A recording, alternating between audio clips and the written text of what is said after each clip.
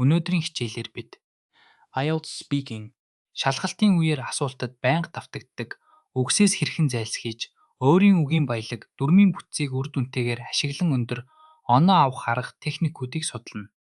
Эхлээд paraphrasing, гэж юу болохыг ойлгоё. paraphrasing, Гэдг нь ямар нэгэн санааг ижил утгатай боловч өөр үгс, өгүүлбэрийн бүтэц ашиглан дахин илэрхийлэхийг хэлнэ. Энэ нь IELTS speaking D, яагаад чухал вэ гэхээр асуултыг шууд давтахаас зайлсхийж, таны үгийн баялаг болон дүрмийн өргөн хүрээг шалгагчид харуулах гол арга юм.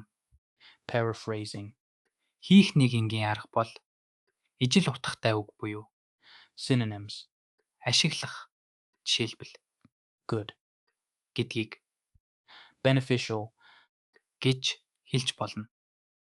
Мөн эсрэг утгатай үгсийг үгүйсгэлтэй хослуулан ашиглах нь бас үр дүнтэй.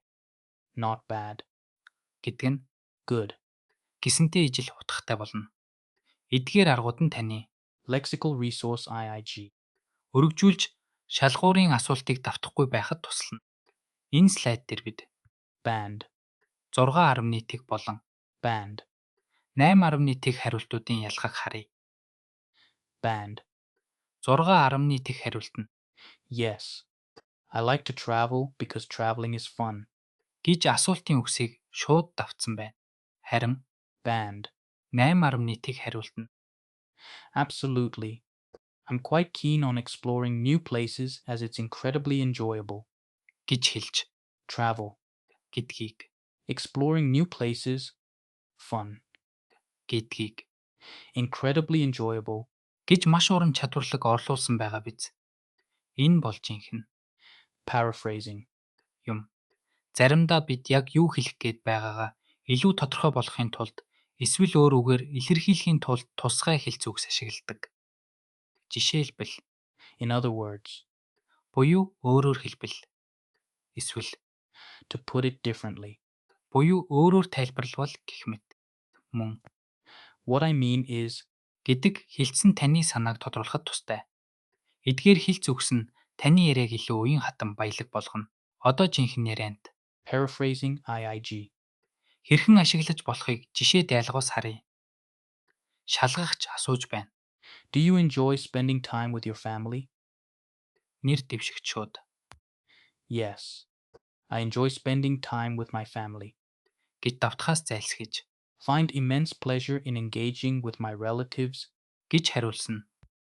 Түүний үгийн баялаг болон дүрмийн бүтцийн чадварыг тод харуулж байна. Одоо өөрсдийгөө сорж Paraphrasing. хийх тасгал хийцгээе. Шалгагчийн асуулт. What kinds of jobs are popular in your country? Та Jobs. болон Popular. гэсэн үгсийг давтахгүйгээр хариулна уу?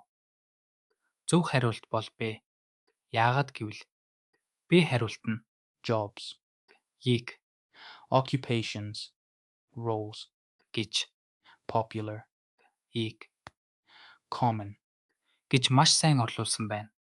Энэ бол жинхэнэ IELTS IN. өндөр онооны хариулт. Өнөөдрийн хичээлээр бид IELTS speaking D paraphrasing. хийх давталтаас зайлсхийх чухал аргуудыг судалж таны оноог хэрхэн дээшлүүлэхийг харлаа.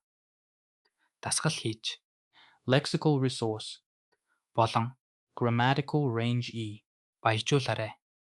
Баяртай.